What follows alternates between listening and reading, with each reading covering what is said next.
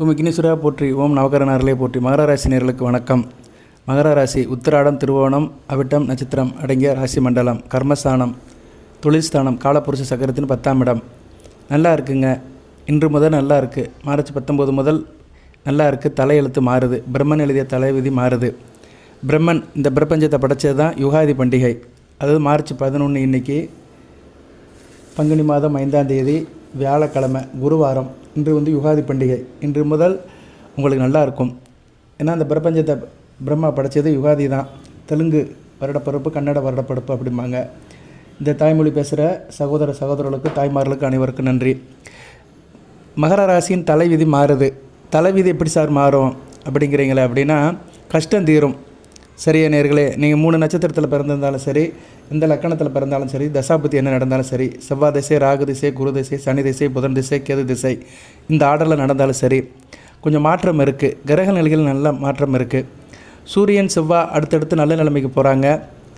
ராசிநாதன் அஸ்தமன நிலையில் தான் இருக்கிறாரு. சரியா? தனிப்பட்ட முறையில் கொஞ்சம் அசௌகரியம் இருக்க தான் செய்யும் உங்களுக்கு. சனிக்கிழமை தோறும் வழிபாடு அதிகப்படுத்திக்கோங்க. வேப்ப மரத்துக்கு தண்ணி ஊற்றுங்க. எறும்பு புத்துகளுக்கு தீனி போடுங்க. சனிக்கிழமை நான்வெஜ் சாப்பிடாதீங்க. சுத்தபத்தமாக இருங்க. ஏப்ரல் 23ஆம் தேதி வரைக்கும் ராசிநாதன் அஸ்தமன நிலையில் இருக்கிறாரு. ராசிநாதன் அஸ்தமன நிலையில் இருக்கிறனால தனிப்பட்ட மகர ராசி நேயர்களுக்கு கொஞ்சம் அசதி இருக்கும், சோர்வு இருக்கும். கொஞ்சம் எப்படின்னா பழைய மாதிரி உழைக்க முடியாது. கொஞ்சம் அசதியாக ஃபீல் பண்ணுவீங்க. அப்புறம் பார்த்துக்கலாம் என்ன அப்படின்னு ஒரு வேகம் இருக்காது, ஒரு ஸ்பிரிட் இருக்காது. ஏன்னா சனி பகவான் தான் உங்கள் ராசிநாதன். உங்களுக்கு கிரியாவுக்கே அவர் தான். உங்களை உள்ளே இருந்து உந்துதவரே அவர் தான். உங்களை ஃபோர்ஸ் பண்ணுறவர், சக்தியை கொடுக்குறவர், எனர்ஜியை கொடுக்குறவர், அடிவயத்தில் ஒரு சூடாக கொடுக்குறவர். எந்த ஒரு மனிதனுக்குமே அடிவயத்தில் உஷ்ணம் இருந்தால் தான் காரியம் செய்ய முடியும். ஸோ அடிவயத்தில் உஷ்ணம் இருக்கணும், இருந்தால் தான் அனைத்துமே வசப்படும். அந்த நெருப்பை கொடுக்குறவர், இந்த சக்தியை கொடுக்குறவர் சனி பகவான் தான். அவர் அஸ்தமன நிலையில் இருக்கிறாரு. 27ஆம் தேதி வரைக்கும் பரவாயில்ல. மார்ச் 27 வரைக்கும் பரவாயில்ல. அதுக்கடுத்து அவர் சூரியன், செவ்வாய் சம்மந்தப்படுவார். சரியா? கொஞ்சம் கவனமாக இருக்கணும். மார்ச் 27 ஏப்ரல் 9 வரைக்கும் கொஞ்சம் நீங்கள் கவனமாக இருக்கணும். உடல்நலத்தை பார்த்துக்கணும். வேலை, தொழில், வியாபாரத்தில் கொஞ்சம் விழிப்புணர்வோடு இருக்கணும். இருப்பினும் மற்ற கிரகங்கள் நல்லா இருக்குது. சரியா நேயர்களே? ராசிநாதன் சற்று தளர்ந்திருந்தாலுமே ராசிக்கு ராஜயோகாதிபதி சுக்கிரன் நல்ல நிலைமையில் இருக்கிறார். அடுத்து 4ஆம் இடத்துக்கு போகிறாரு, சுகஸ்தானத்துக்கு போகிறாரு, 10ஆம் இடத்தை பார்க்குறாரு. கர்மம் நல்லாயிருக்கும், காரியம் நல்லாயிருக்கும், தொழிலாம் நல்லாயிருக்கும். எல்லாம் நல்லா பண்ணுவீங்க. என்ன கொஞ்சம் இண்டிபெண்ட்டாக இருக்க முடியாது. சரியா? உங்களுக்குன்னு ஒரு முத்திரை இருக்கும் பார்த்தீங்கன்னா, அந்த முத்திரையை பதிக்க முடியாது. கொஞ்சம் அந்த நேரத்தில் ஆசிலேஷன் ஆவீங்க, திணறுவீங்க. கொஞ்சம் அந்த இது இருக்கும், அது என்ன சொல்லுவாங்க, அது ஆசிலேஷன் இருக்கும். சரியா? அதனால் கொஞ்சம் கவனமாக இருக்கணும். ஏன்னா ராசிநாதன் அஸ்தமன நிலையில் இருக்கிறாரு. சுக்கிரன் நல்ல நிலைமைக்கு வராரு. சுக்கிரன் ராசிக்கு 4, 5, 6, 7 இப்படி நல்ல நிலைமைக்கு போகிறதுனால ஒரு ஆவணி மாதம் வரைக்கும் சுக்கிரனுடைய நிலைப்பாடு நல்லா இருக்குது. ராசிக்கு 5, 10 கொண்டு நல்ல நிலைமை இருக்கனால பிள்ளைகள் விஷயத்தில் பெருமைப்படுவீங்க.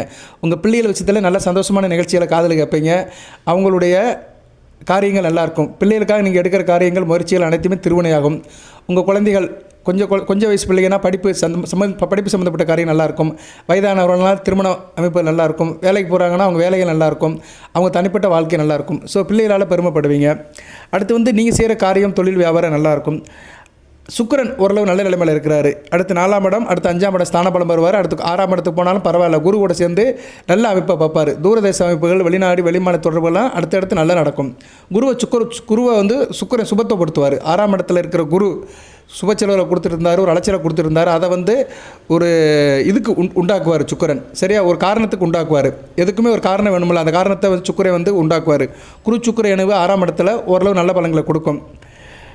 அடுத்து செவ்வாய் 4, 11 குடைவன், சுகஸ்தானாபதி, லாபஸ்தானாபதி. 3ஆம் இடத்துக்கு போகிறாரு. 2ஆம் இடத்துல இருந்து கொஞ்சம் டிஸ்டர்ப் பண்ணிட்டு இருந்தார். குடும்பத்தில் சில பிரச்சனைகள், பணத்தட்டுப்பாடு, டென்ஷன், பேச்சில் ஒரு நிதானம் இல்லாமல் இருக்கிறது, எரிச்சல், நெஞ்சு, அதுபோல் உடல்நல பிரச்சனைகள், குடும்பத்தில் சில பிரச்சனைகள், வயிற்று பிரச்சனைகள், அஜீரண பிரச்சனைகள், நெஞ்சு எரிச்சல், செரிமான பிரச்சனைகள், இதெல்லாம் இருந்துச்சு. இனிமேல் எல்லாமே சரியாக போயிடும். 3ஆம் இடத்துக்கு போகிறார் அவர். சரியா? 3ஆம் இடத்துக்கு போனாலுமே சூரியன், செவ்வாய், சனி இந்த காம்பினேஷன் நல்லா இல்லாமல் இருந்தாலுமே, ஆனால் உபசன ஸ்தானத்தில் இருக்கிறாரு. கொஞ்சம் உத்வேகமாக இருப்பீங்க. சரியா? உத்வேகம்னா என்ன? காரிய தீர்னாக இருப்பீங்க. 11ஆம் இடத்துக்கு 5ஆம் இடத்துல இருக்கிறாரு. நல்ல லாபம் பண்ணுவீங்க. அதிர்ஷ்டம் கை கொடுக்கும். சரியா? நீங்கள் ஈடுபடுற காரியத்தில் அதிர்ஷ்டத்தின் மூலிமா லாபம் வரும். சரியா நேரில்? அது மிகச்சிறப்பாக பார்க்கப்படுகிறது. கொடுக்கல் வாங்கல் நல்லாயிருக்கும். பண விஷயங்கள் நல்லாயிருக்கும். ஃபினான்ஸ் பண்ணுறவங்களுக்கு நல்லாயிருக்கும். பேங்க் ஸ்டாஃபுக்கு நல்லாயிருக்கும். சரியா நேரில்? சொல்லிக் கொடுக்குறவங்க, ஆசிரியர் பெருமக்கள், இப்படி நிறைய பேர் சொல்லிட்டு போகலாம். இவங்களுக்கெல்லாம் மிகச்சிறப்பாக பார்க்கப்படுகிறது. மீனம் செவ்வாய்க்கு வந்து ஒரு மத்தியமான பலனை கொடுப்பாரு. ஒரு நெருப்பு கிரகம் ஒரு நீர் ராசியில் போய் உட்காருது. அதில் அவருடைய கோபதாபங்களும் அடங்கி தான் இருப்பார். ஏன்னா மீனம் வந்து ஒரு நீர் ராசி, குருவுடைய ராசி, ஆன்மீக ராசி, காலப்புருஷ சக்கரத்தின் 12ஆம் இடம்.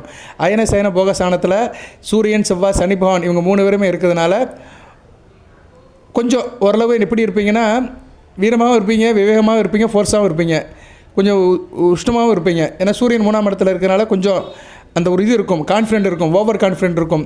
இந்த வேலையை என்னால் செய்ய முடியும் அப்படின்னு முட்டி மோதிட்டு வெளியே வருவீங்க. ஆனால் சனி பகவான் வந்து சோர்ந்து போய் அஸ்தமனமாக இருக்கிறதுனால வருவீங்க, ஆனால் அப்படியே சர்ரா போடா அப்படின்னு விட்டுட்டு போயிடுவீங்க.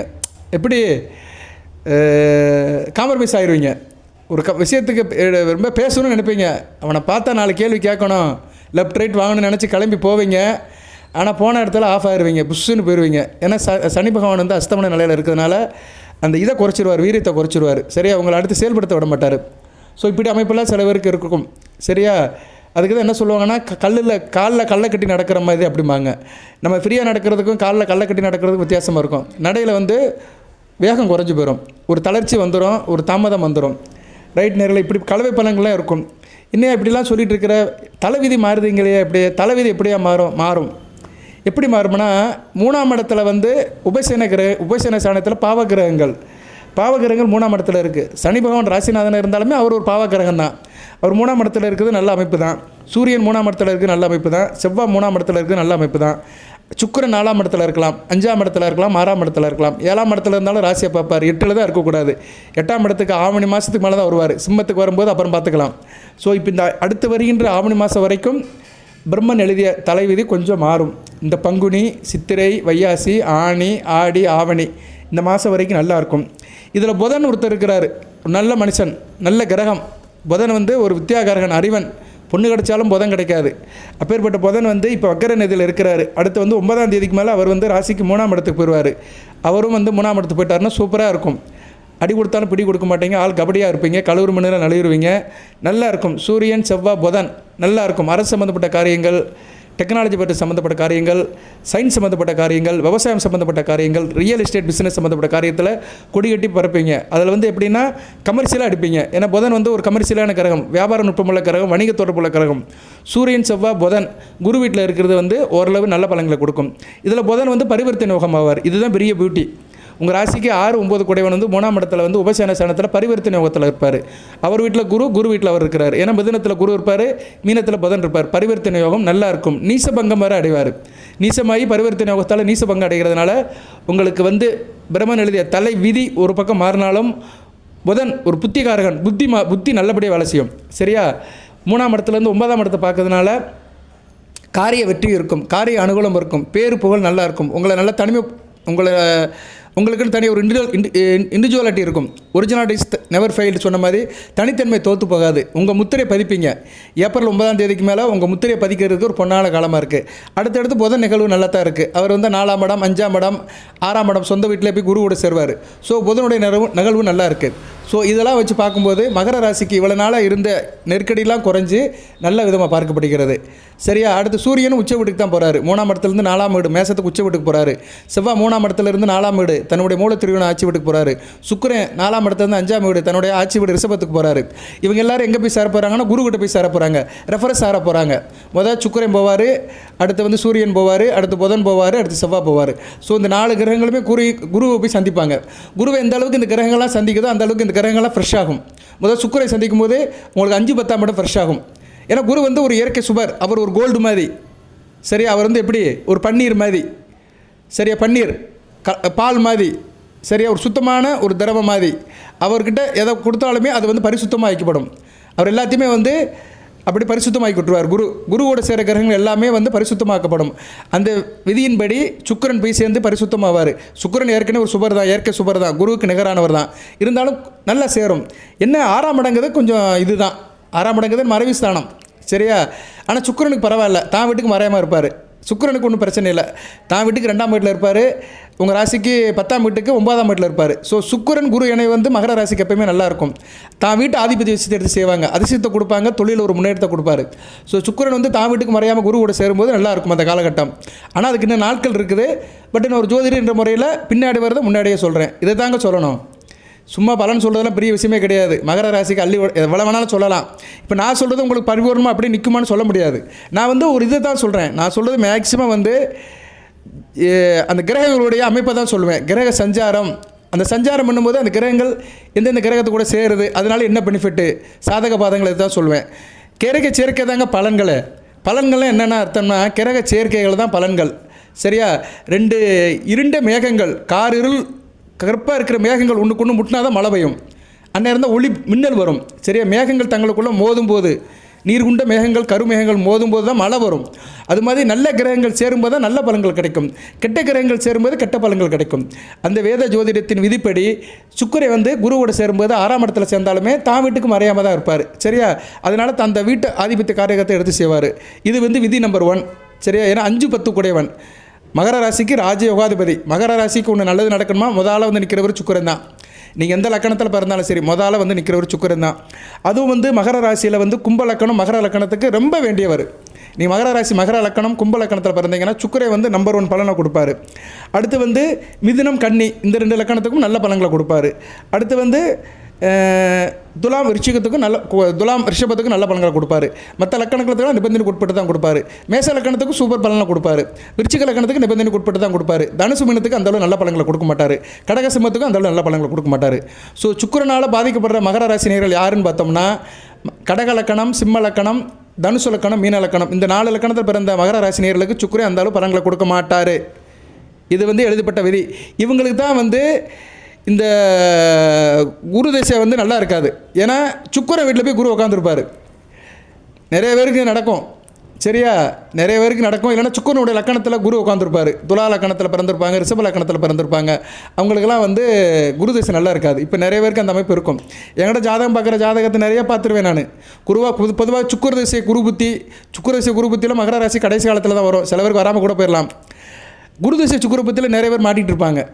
நிறைய பேருக்கு நடக்கும். குரு திசை சுக்கிர புத்தியில் ஏதோ ஒரு 9 நடக்கும். கடன் பிரச்சனை, அலைக்கலைச்சல், பெண்களால் பிரச்சனை, மனைவி விஷயத்தில் பிரச்சனை, சரியா? இப்படி ஏகப்பட்ட சிக்கல் இருக்கும். குறிப்பாக குடும்பத்தை சுற்றி தான் நடக்கும். ஏன்னா சுக்கிரன் பெண் தானே. பெண்ணுங்கிறது என்ன, குடும்பத்தை சுற்றி தானே, குடும்பத்தில் தானே பெண்கள் இருக்கிறாங்க. இல்லைன்னா வேலை பார்க்குற இடத்துல ஏதோ ரொம்ப அளவுக்கு எடுத்துருப்பாங்க. ஸோ இந்த குரு திசை சுக்கிர புத்தியில் நல்லா பார்த்தோம்னா இந்த ரிஷப லக்கணம், துலா லக்கணம், கடக லக்கணம், சிம்ம லக்கணம், மேச லக்கணம், விருச்சிக லக்கணம், இந்த 6 லக்கணத்தில் பிறந்தவங்க பஞ்சாயத்தில் இருப்பாங்க. நிறைய பார்த்துட்டேன் நான்.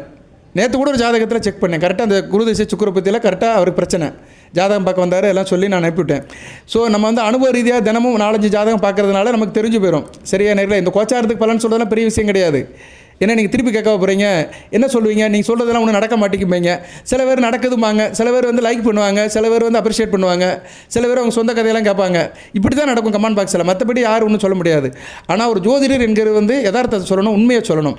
சரியா? உண்மையான அந்த அடிச்சுடைய சொல்லணும், அந்த ஈக்குவேஷனை சொல்லணும். ஸோ சுக்கிரன் வந்து அடுத்து வருகிற நாட்களில் 6ஆம் இடத்துல சேர்ந்தாலுமே நல்ல பலன்களை கொடுப்பாரு. இது வந்து தலைவிதி நம்பர் 1. இந்த விதி நல்லபடியாக பார்க்கப்படுகிறது. அடுத்து வந்து புதனும் நல்ல பலன்கள் போகிறார். சரியா? புதன் வந்து அடுத்தடுத்து 4ஆம் இடம், 5ஆம் இடம் நல்ல பலன்கள் போகிறதுனால 6, 9 நல்லாயிருக்கும். உத்தியோகம் நல்லாயிருக்கும். உத்தியோகத்தில் கெட்டிக்காரத்தனமாக இருப்பீங்க, நல்லா பெர்ஃபார்ம் பண்ணுவீங்க. உத்தியோகத்தில் கணக்கு வழக்கில் இருக்கிறவங்க, ஆடிட்டர், அக்கௌண்டன்ட் வேலை பார்க்குறவங்க, சிஏ முடித்தவங்க, அரசு சம்மந்தப்பட்ட வேலையில் இருக்கிறவங்க, கிளர்க் ஸ்டாஃபில் இருக்கிறவங்க, அப்புறம் வந்து கலைத்துறையில் இருக்கிறவங்க, இயலிசை, நாடகம், ஆடல், பாடல், இப்படி நிறைய சொல்லிட்டு போகலாம். புதன் ஜோதிடம், சாஸ்திரம், விஞ்ஞானம், எஜுகேஷனல், வக்கீல் வேலை பார்க்குறவங்க, பேசி திரிகிறவங்க, ஆர்குமெண்ட் பண்ணுறவங்க, பட்டிமன்ற நடுவர்கள், இவங்களுக்கெல்லாம் நல்லா இருக்கும். சரி, அடுத்த வேண்டிய நாட்களில் வந்து புதன் நல்ல பலன்களை கொடுப்பார். அவர் கடகத்துக்கு வர வரைக்கும் நல்ல பலன்களை கொடுப்பார். கடகத்தில் பாவமாக இருந்தாலுமே ராசியை பார்ப்பார். அடுத்து 8ஆம் இடத்துக்கு போனாலும் பரவாயில்ல, அது நட்பில் இருப்பார். ஸோ புதனுக்கு வந்து பெருசாக பாதிப்பு கிடையாது. சரியா? புதனுக்கு வந்து அடுத்த வரையின நாட்களில் புதன் வந்து நல்ல பலன்களை தான் கொடுக்குறாரு. சரியா? நேரில் புதன் வந்து ஒரு சின்ன கிரகமாக இருந்தாலுமே நல்ல பலன்களை கொடுப்பாரு. அவர் தனித்து இயங்கும்போது நல்ல பலன்களை கொடுப்பாரு. கடுகு சிரித்தாலும் காரம் சிரிக்காதுன்னு சொன்ன மாதிரி புதன் பெருமாளுடைய அம்சம். சரியா? நல்ல பலன்களை வந்து மகர ராசிக்கு எப்போயுமே கொடுப்பாரு. உத்தியோக ரீதியாக உங்களுக்கு நல்லா தூக்கி விடுவார் புதன் தான். உத்தியோகத்தில் பிரச்சனை சார், எனக்கு உத்தியோகத்தில் சிக்கலாக இருக்குது, ப்ரொமோஷன் கிடைக்க மாட்டேங்கி, மேலதியாக இருக்குது, எனக்கு பிரச்சனையாக இருக்குது, கீழே இருக்கிறேன் பேச்சையே கேட்க மாட்டேங்கிறான், ஒரே இடைஞ்சலாக இருக்குது அப்படின்னு மகர ராசியில் நினைக்கிறவங்க பெருமாள் வழிபாடு பண்ணுங்கள். புதன்கிழமை தோறும் பெருமாள் கோயிலுக்கு போங்க. அதுபோக புதன்கிழமை தோறும் பசுமாட்டுக்கு பாசிப்பருப்பு சாதம் கொடுங்க. இது நிறைய பேருக்கு பிரச்சனையாக இருக்கும். ஏன்னா நிறைய பேருக்கு உத்தியோக பிரச்சனை இருக்கும். அது குறிப்பாக இந்த தனியார் துறையில் இருக்கிறவங்களுக்கு தான் நிறைய இருக்கும். ஏன்னா தனியார் துறையில் தான் வந்து பயமுறுத்திட்டே இருப்பான். உன்னை வீட்டு விட்டு வெளியே அனுப்பிடுவேன், வேலையை விட்டு வீட்டுக்கு அனுப்பிடுவேன், மேலதிகாரியோட டார்ச்சர் இருக்கும், சரியா கம்மியான வேலை குறையும் போட்டு கொடுத்துட்ருப்பானுங்க. கவர்மெண்ட்டில் ஒன்றும் பிரச்சனை இருக்காது. கவர்மெண்ட்டில் வந்து மாதம் ஆச்சுன்னா டக்குன்னு சம்பளம் கொடுத்துருவானுங்க. வேலைக்கு ஒன்றும் பிரச்சனை இல்லை, ஜாப் சூரிட்டு இருக்கும். ஆனால் தனியார் வேலையில் இருக்கிறவங்களுக்கு தான் பயமுறுந்துக்கிட்டே இருப்பானுங்க. சரியா? அதனால் நான் என்ன சொல்கிறேன்னா, இந்த மகர ராசி வீடியோ கேட்குறவங்க ஒரு 30 வயசுக்கு கீழ்பட்டவங்களுக்கு சொல்கிறேன், ஒன்று கவர்மெண்ட் வேலைக்கு போயிருங்க. ஆனால் எல்லாருக்கும் கவர்மெண்ட் வேலைக்கு போக முடியாது, எல்லோரும் கவர்மெண்ட்டில் வேலை கொடுக்க முடியாது. நல்ல ஒரு வேலையை போய் ரெடி பண்ணிக்கோங்க. சரியா? வயசு இருக்கும்போதே பருவத்திலே பயிர் செஞ்சுருங்க. நீங்கள் ஒரு 45 வயசுக்குள்ளே, ஒரு 30 வயசுலேருந்து ஒரு 15 வருஷம் 45 வயசுக்குள்ளே ஆடி ஓடி நீங்கள் வேலை பார்த்தா தான் வாழ்க்கையில் செட்டில் ஆக முடியும். 45 வயசுக்கு மேலே மனசு நினைக்கும், உடல் ஒத்து போகாது. நான் கொஞ்சம் தனிப்பட்ட முறையில் பேசுகிறேன், பிரச்சனைலாம் சொல்கிறேன். ஆனால் ஒரு அறிவுரமாக தான் சொல்கிறேன். நான் வாழ்க்கையில் நிறைய பார்த்துருக்குறேன், நிறைய ஜாதகங்களை ஆயிரக்கணக்கில் பார்த்துருக்குறேன். எனக்கு வர்ற பிரச்சனைக்குள்ள ஜாதகம்லாம் 45 வயசுக்கு மேலே தான் வராங்க. அவங்க தான் வந்து ரொம்ப கஷ்டப்படுறானுங்க. கல்யாணம் ஆகி பிள்ளை குட்டியெல்லாம் பெருசாகிடும், 10th படிக்கும் பிள்ளையெல்லாம் ரொம்ப கஷ்டப்பட்டுட்டு இருக்கிறாங்க. வேலை வெட்டி இல்லாமல், பிஸ்னஸில் வந்து சரியாக வேலை பார்க்க முடியாமல், கடனை வாங்கி கப்பை வாங்கி ரொம்ப கஷ்டப்பட்டு ஜாதகம் பார்க்குறாங்க. அதனால் இன்றைக்கி மகர ராசியில் 30 வயசுக்கு உட்பட்டவர்களுக்கு சொல்கிறேன். ஆனால் 30 வயசுக்கு உட்பட்டவர் எத்தனை பேர் கேட்குறாங்கன்னு சொல்ல முடியாது. ஏன்னா வீடியோ கேட்குறவங்களே 40 வயசுக்கு மேலே உள்ளவங்க தான் கேட்குறாங்க. அது எனக்கு நல்லா தெரியும். நம்ம போதி ஜோதிடத்தில் வீடியோ கேட்குறவங்க எல்லாமே 40 வயசுலேருந்து ஒரு 70 வயசுக்கு உட்பட்டவர் கேட்பாங்க. அதில் இந்த கீழே வயசில் இருக்கிறவங்க கேட்டாங்கன்னா நல்லது. உங்களுக்கு நல்ல விஷயத்த சொல்கிறேன். ஒன்று படித்து முடிச்சிங்கன்னா எதனாச்சும் ஒரு காரியம் பண்ணி அரசு உத்தியோகத்துக்கு போயிருங்க. எல்லாத்துக்கும் அது கிடைக்காது. சரியா? எல்லாத்துக்கும் கவர்மெண்ட்டில் வேலையும் கொடுக்க முடியாது. இல்லைன்னா நிலையான வேலைக்கு போயிருங்க. உள்நாடோ வெளிநாடோ எங்கேயோ ஒரு பக்கம் பிடிச்சி போயிருங்க. இல்லைன்னா புத்திசாலித்தனமாக ஒரு தொழில் ஆரம்பிச்சிருங்க. சரியா? ஒரு தொழில் ஆரம்பித்து நல்ல வேலையை பாருங்கள், வீட்டோட வேலையை பாருங்கள். சரியா? வீட்டோட வேலையை பாருங்கள், மிகச்சிறப்பாக இருக்கும். குடும்பத்தோடு பாருங்கள், மிகச்சிறப்பாக இருக்கும். கண்டதே காட்சி கொண்டதே கோலம்னு இருந்தீங்கன்னா அந்த வாலிப வயசில் நல்லா தெரியும், வித்தியாசம் தெரியாது. வாலிப வயசில் ஒரு இளங்கன்று பயமறியா சொன்ன மாதிரி அப்படி இப்படி இருந்துருவான். ஒரு 40 வயசுக்கு மேலே தான் தளர்ச்சி வந்துடும், அந்நேரம் சங்கடப்படுவோம். சரியா? அந்த வாலிப வேகத்தில் வாலிப முறுக்கில் எல்லாம் என்னால் முடியும் அப்படின்லாம் எல்லோரும் டைலாக் அடிப்பாங்க. ஆனால் 45 வயசுக்கு மேலே ஓஞ்சி போயிடுவாங்க.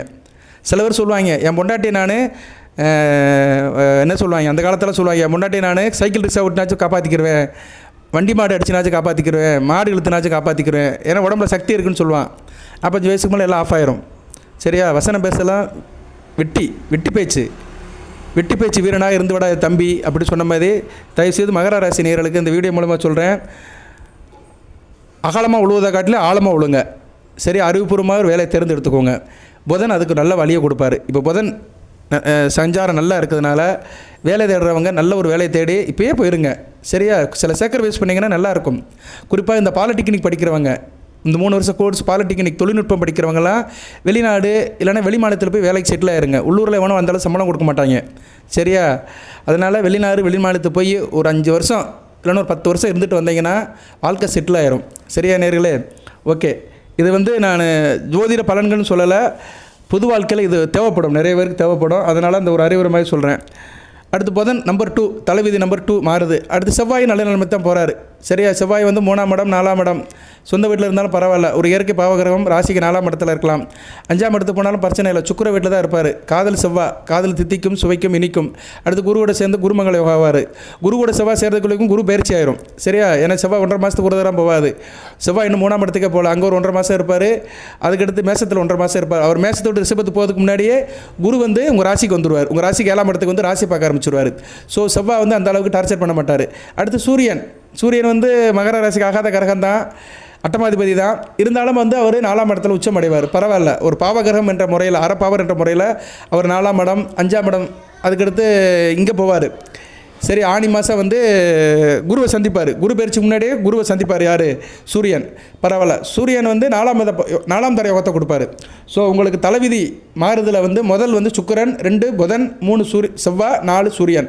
இந்த 4 கிரகங்களுமே அடுத்தடுத்து வருகிற நாட்களில் ஓரளவுக்கு நல்ல பலன்களை கொடுக்குது. சுக்கிரன் 100க்கு ஒரு 80% கொடுப்பாரு, புதன் 70% கொடுப்பாரு, செவ்வாய் 50% கொடுப்பாரு, சூரியன் 40% கொடுப்பாரு. இந்த விகிதாச்சார அடிப்படையில் உங்களுக்கு நல்ல பலன்கள் கிடைக்கும். இந்த 4 கிரகத்தில் ஜனன ஜாதகத்தில் எந்த கிரகம் உங்களுக்கு நல்லா வளர்த்துருக்கோ அந்த கிரகத்துடைய ஆதிபத்தியமும் காரகத்துவம் முழுமையாக கிடைக்கும். இவ்வளோ தான் ஜோதிடம். 4 கிரகம் சுக்கிரன் புதன் செவ்வாய் சூரியன், இந்த 4 கிரகத்தில் எந்த கிரகம் உங்கள் ஜனன ஜாதகத்தில் நீங்கள் எந்த லக்கணத்தில் பிறந்திருக்கீங்களோ அந்த லக்கணத்துக்கு சாதகமாக அமைஞ்சிருக்கோ அந்த விஷயத்தை கண்டிப்பாக கொடுக்கும். இவ்வளோ தான் ஜோதிடம்.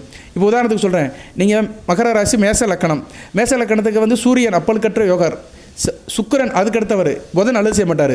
ஸோ மகர ராசி மேச லக்கணத்தில் பிறந்தவங்களுக்கு சூரியனும் சுக்கிரனும் நல்ல பலன்களை கொடுப்பாங்க. சுக்கிரன் எப்படி கொடுப்பாரு அப்படின்னா 2 ஆதிபத்திய விஷயத்தை கொடுப்பாரு. கையில் காசு பணத்தை கொடுப்பாரு, குடும்பத்தில் சந்தோஷத்தை கொடுப்பாரு, கணவன் மணி உறவை கொடுப்பாரு, கூட்டத்தில் பங்கு சந்தை, ஷேர் மார்க்கெட்டு, இணக்கம், நண்பர்கள், சொந்த பந்தம், இது நல்ல ஒரு ஏற்றத்தை கொடுத்து விட்ருவார். சரியா, இதனால் குடும்பத்தில் நல்ல வருமானம் இருக்கும். சூரியன் வளர்த்தவர்கள் அதிர்ஷ்டம் கொடுக்கும். சரியா, தாப்பனோட சொத்துக்கள் கிடைக்கும், பூர்வபணி சொத்துக்கள் கிடைக்கும், குலதெய்வத்தோட அருள் கிடைக்கும், பிள்ளைகளால் பெருமைப்படுவீங்க, அரசாங்க வேலையில் நல்லா இருக்கும், ஆளுமை, அதிகாரம், தன்னம்பிக்கை, வீரநடை, வெற்றி நடை, ராஜநடை போடுவீங்க. ஸோ இந்த ஒரு உதாரணத்துக்கு சொல்கிறேன், மகர ராசி மேச லக்கணத்துக்கு சுக்கிரனும் சூரியனும் நல்ல பலன்களை கொடுப்பாங்க. இந்த 2 கிரகங்களுமே வந்து இந்த மகர ராசி மேச லக்கணத்தில் பிறந்தவங்களுக்கு சுக்கிரனும் சூரியனும் நல்ல நிலைமையில் இருக்கணும். பொதுவாக சுக்கிரனும் சூரியனும் அடுத்தடுத்து தான் போவாங்க.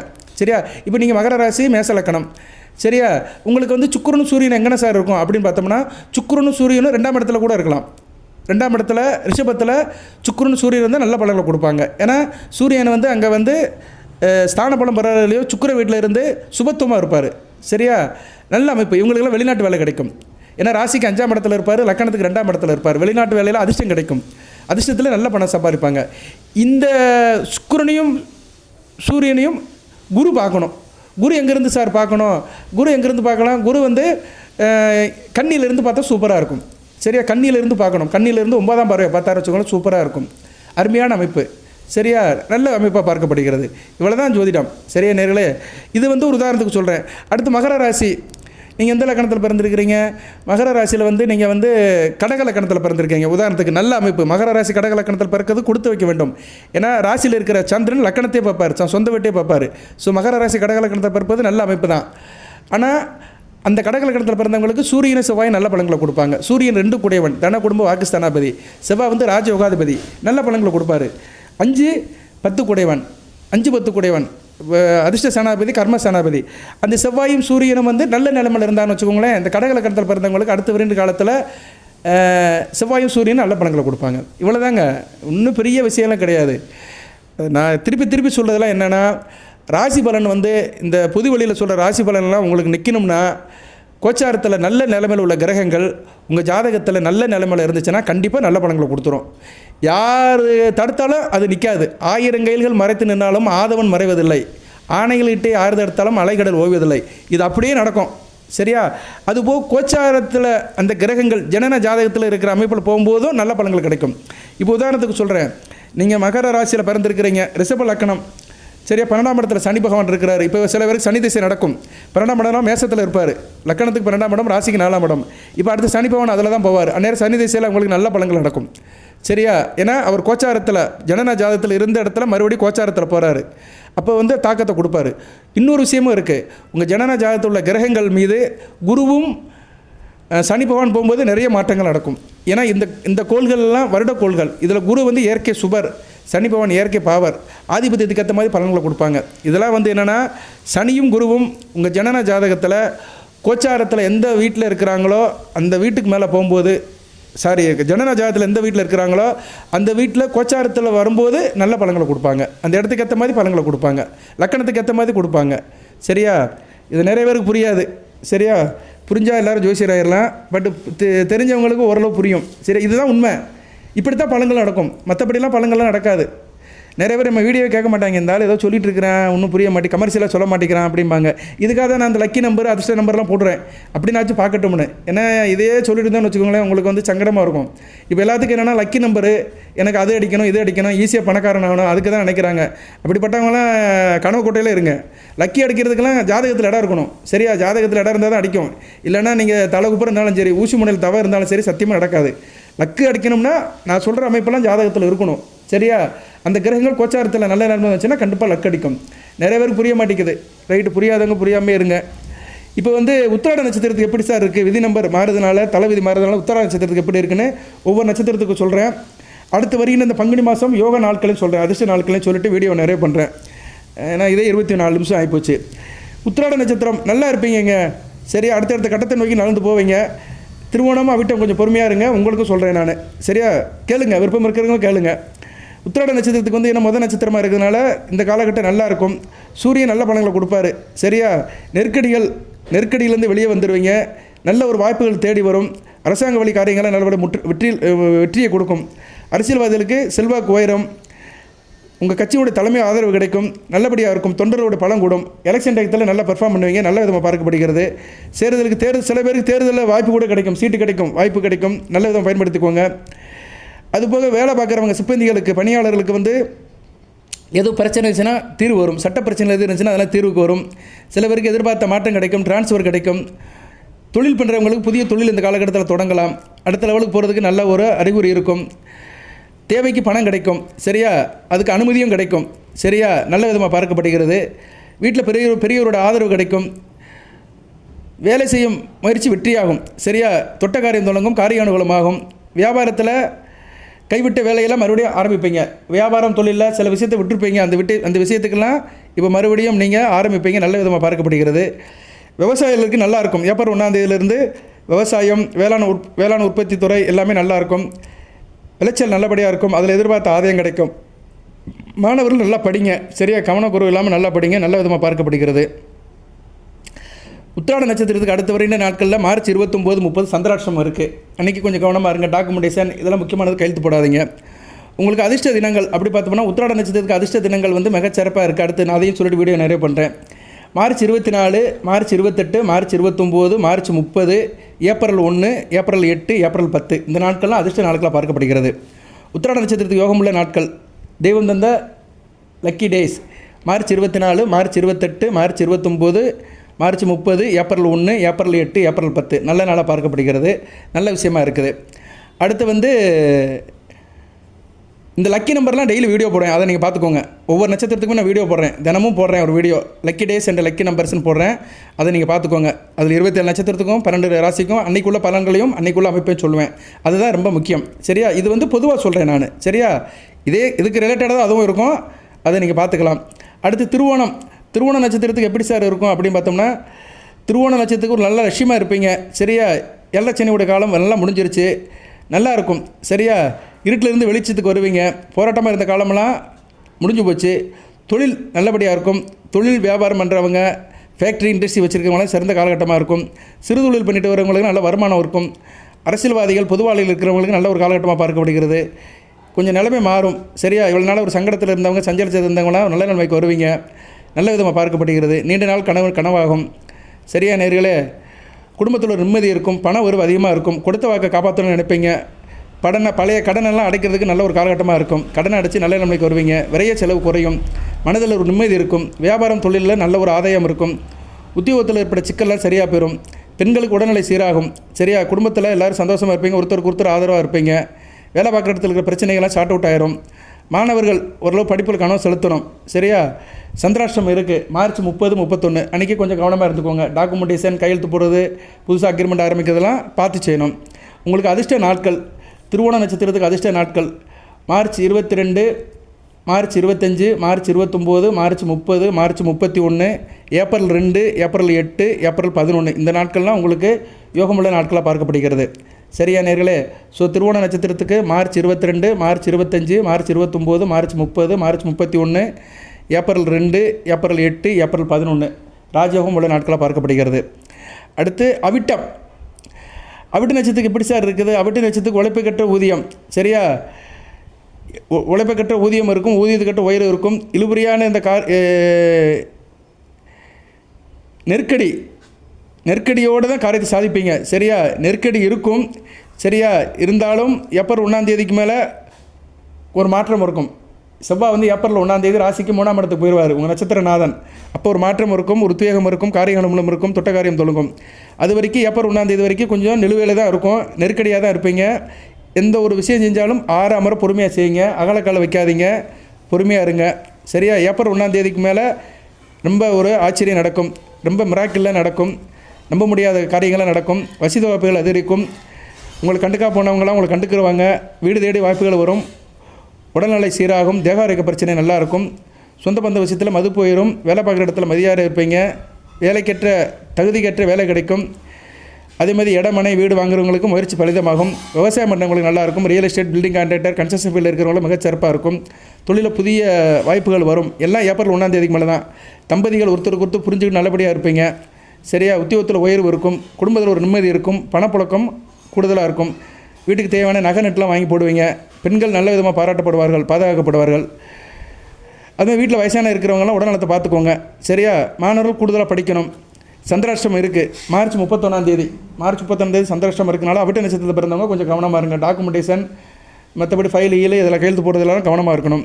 உங்களுக்கு அதிர்ஷ்ட நாள் அடுத்து வருகிற நாட்கள் அதிர்ஷ்ட நாட்கள் பார்த்தோம்னா அவிட்ட நட்சத்திரத்துக்கு March 22, March 23, March 26, March 30, March 31.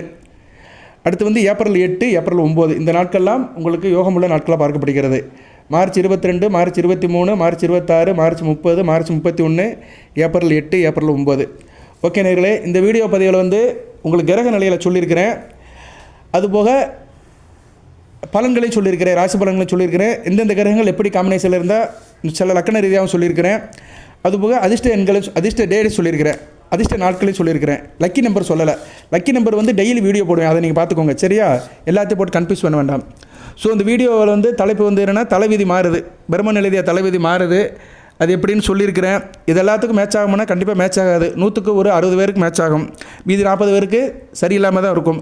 ஏன்னா 40 பேருக்குமே வந்து தசாபுத்தி சரியில்லாமல் இருக்கும். சரியா? தசாபுத்தி சரியில்லாதவங்களுக்கு பிரச்சனை இருக்க தான் செய்யும். குறிப்பாக ராகு திசை சனி புத்தி, ராகு திசை சூரிய புத்தி இவங்களுக்கு நல்லா இருக்காது. சனி திசை சூரிய புத்தி, சனி திசை ராகு புத்தி இவங்களுக்கு நல்லா இருக்காது.